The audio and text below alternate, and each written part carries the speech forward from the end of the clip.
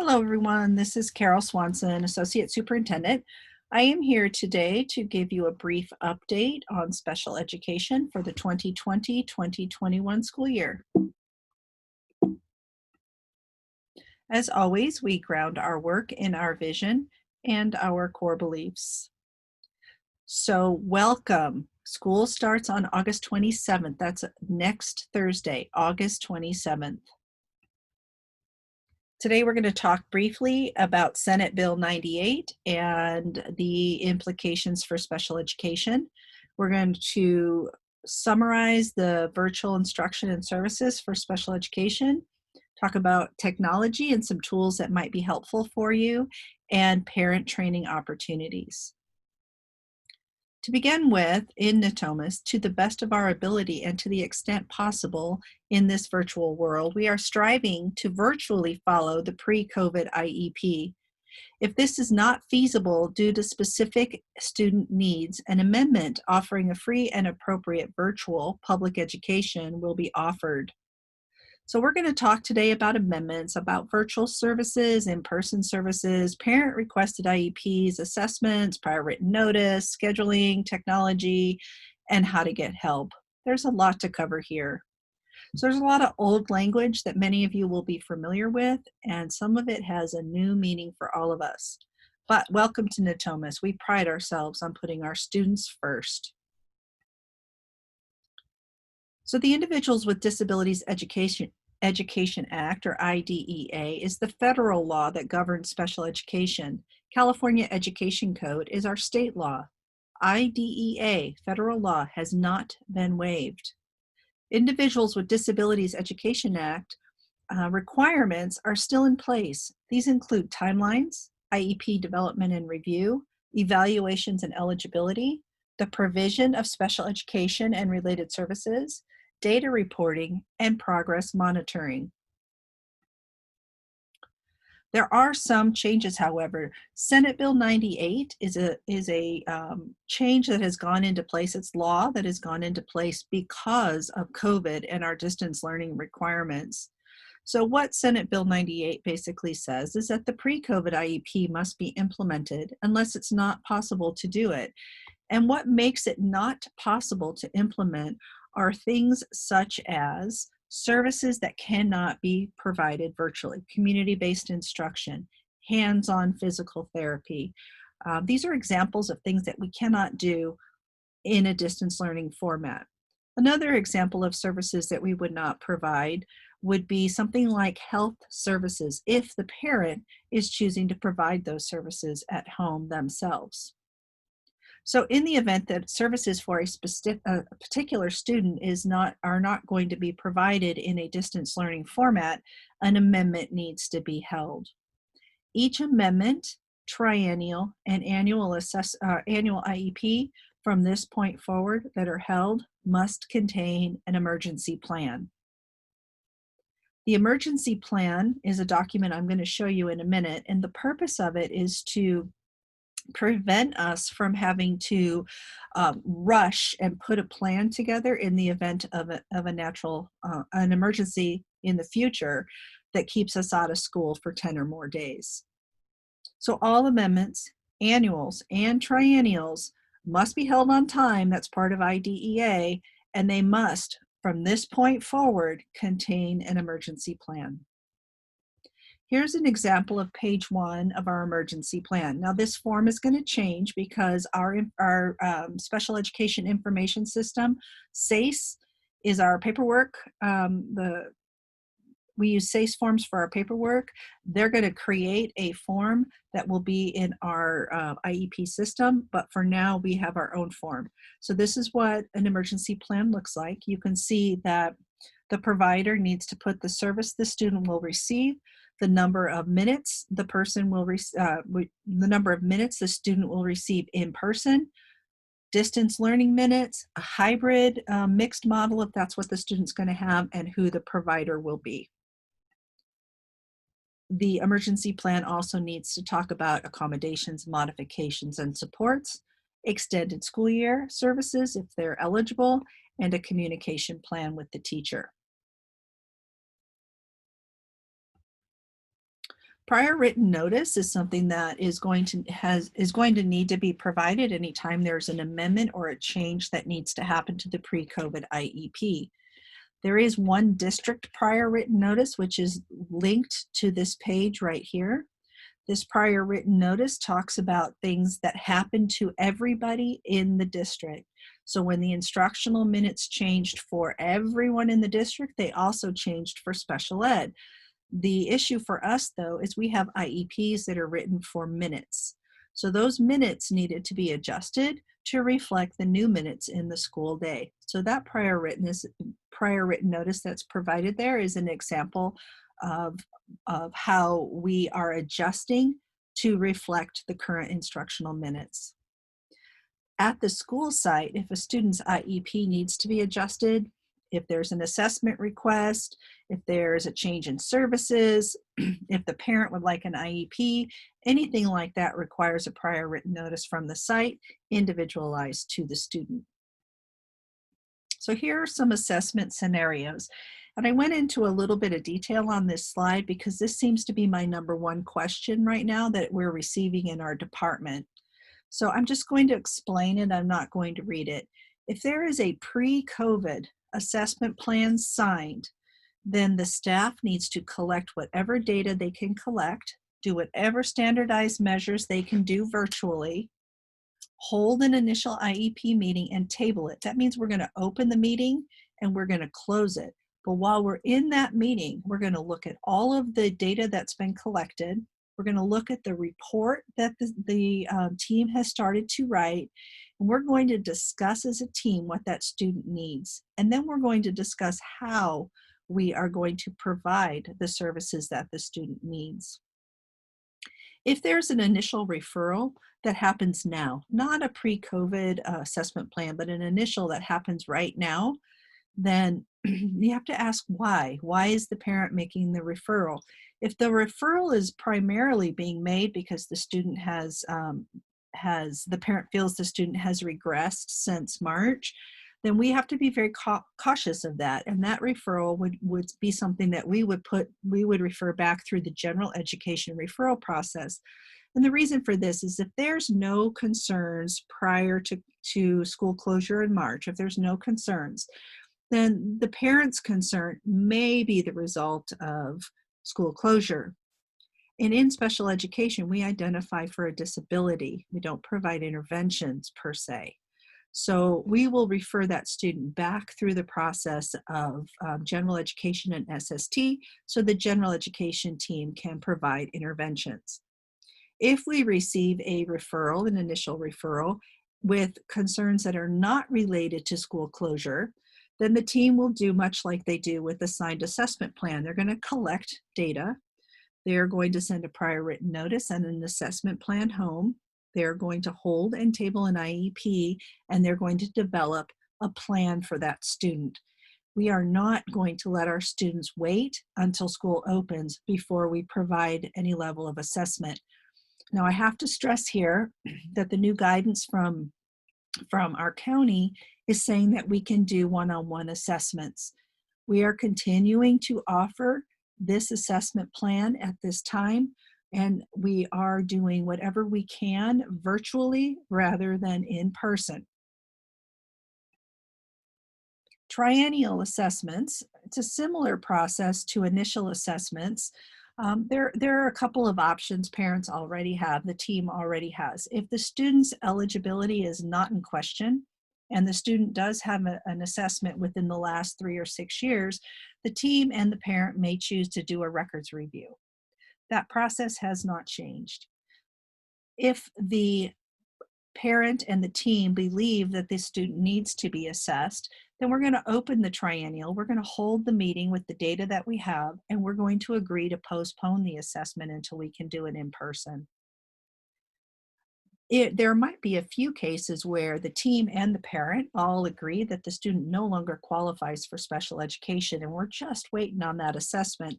So it may be that the parent, receives the assessment plan with alternate assessment checked on the plan.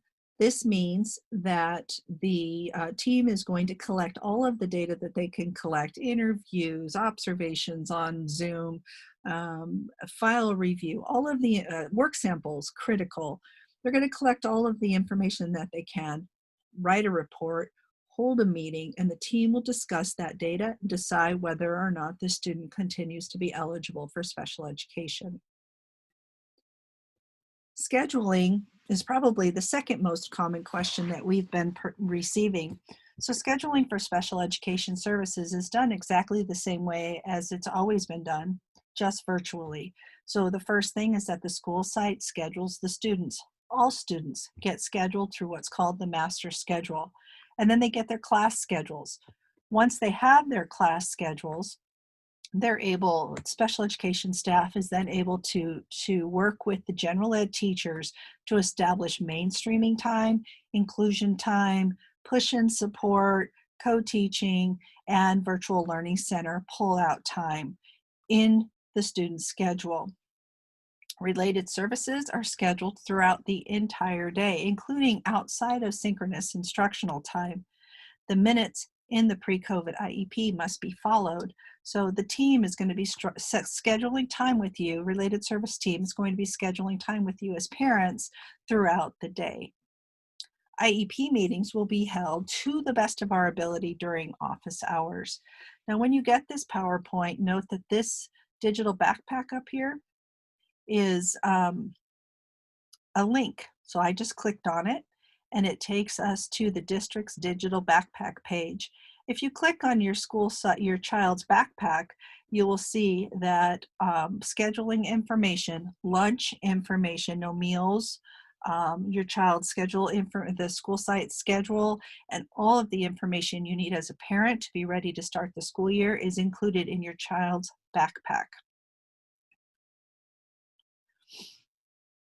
I'm sure now you keep hearing the term synchronous learning and asynchronous learning.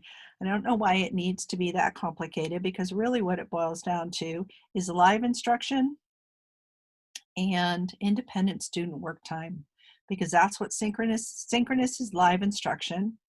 Asynchronous is independent student work time. So examples of live instruction will be the teacher on Zoom working with the whole class, working with small groups, working in breakout sessions. So some of our students might be in a general education classroom receiving instruction with the general education class, and there may be push-in support or co-teaching support. There may be breakout rooms where they're receiving their special education services. Independent student work time, the asynchronous time, that might be a really good opportunity for related services and some small group or one-on-one time with the special education staff.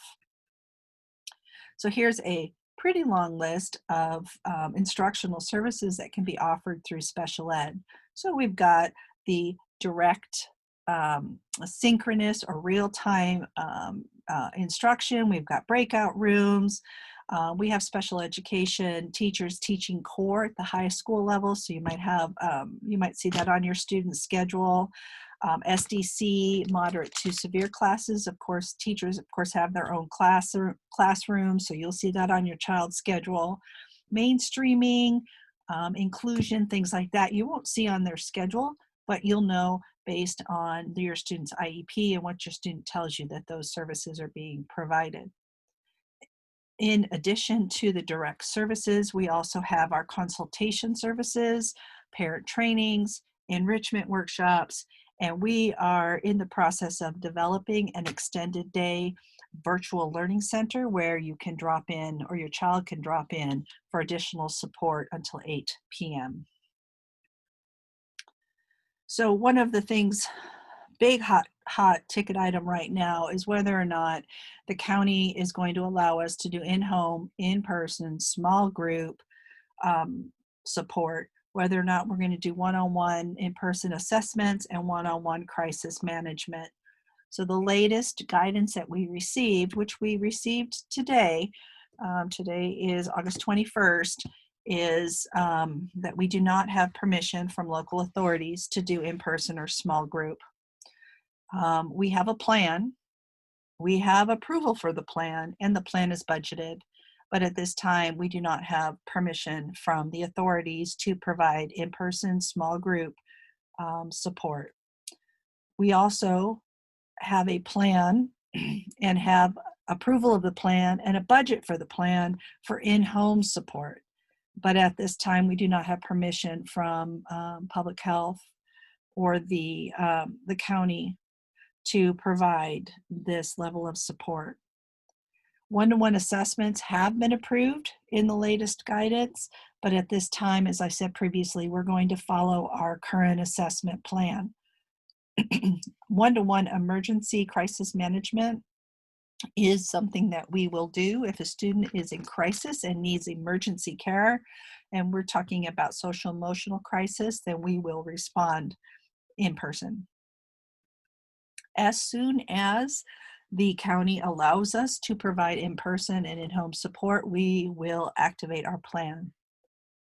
Related service supports, I've listed, all of the related service providers or types that I could think of here for you to look at. If I left your child's related service provider off this list, it was not intentional, but I was just making a list so people understand what related service providers are. But we're doing one-to-one and small group. We're pushing into the classroom. We're doing consultation. We're doing virtual in-home coaching with parents so that the parents can help their students, and also additional enrichment workshops. Social emotional support is continuing to be a big focus area for us. We have a 24/7 referral system. We provide small group and one-to-one therapy, teletherapy. We have workshops covering a variety of different areas. We do consultation, and we do virtual behavior in-home support.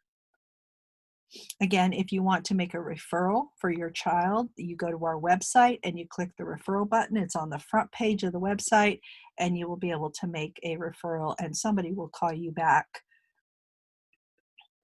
Technology is a really big deal right now. We want to make sure everybody has their Chromebook and everybody has done Test It Tuesday or Test It Thursday so that they know that their Chromebook and their technology is working and they're ready to go on the first day of school. Some of our students have an iPad because it's easier for them to access their learning that way, and the same applies. We want to make sure that the technology works. So please, Test It Tuesday is coming up. Make sure your technology is working. Here is an awesome Google cheat sheet for parents, and I gave you a picture of it here, but if you click on this link, it'll take you right to the cheat sheet, and you can see all of the different, all of the different types of programs and options, and it scrolls to the right. It's a very large spreadsheet, and then all of the links below on how to access and use that technology. It's an awesome resource. Parent training. We know that this isn't easy. We know that this is a challenging time for every single one of us, and we want to make sure parents have the resources that they need. This is just a screenshot of the link right here of available parent training, and I wanted to make sure that you know this link is in your digital backpack, but we wanted to make sure you knew about all these trainings that are available. Now, the reason it says recorded is if the training already happened, we recorded it and we attached it so you could look at it.